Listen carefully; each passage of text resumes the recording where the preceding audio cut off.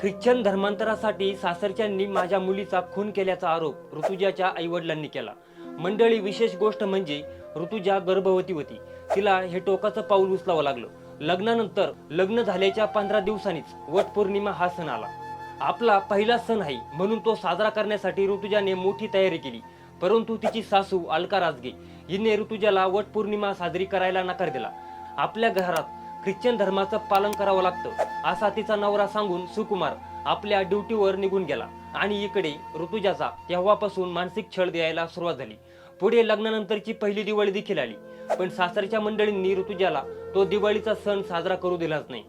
आमच्या घरात दिवाळी सण साजरा करत नाही, तू आमच्या सोबत चर्चमध्ये प्रार्थनेसाठी येत जा, सासरच्या मंडळींनी ऋतुजाला असं ठणकावून सांगितलं होतं। ऋतुजा शाळेत पहिल्यापासून हुशार असल्यानं तिचं शिक्षण चांगलं झालेलं होतं। तिला आता स्पर्धा परीक्षाचा अभ्यास करायचा होता, म्हणून तिने घरी तिच्या नवऱ्याला या विषयावरती बोलण्याचा प्रयत्न केला, पण तेव्हा तिला मारहाण व मानसिक त्रास दिला गेला। त्यानंतर तिने पुढे शिकण्याची उमेद सोडून दिली।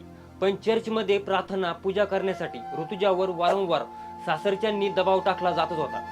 अखेर अनेक महिन्यापासून सुरू असलेल्या सततच्या त्रासाला आणि दबावाला ऋतुजा वैतागली।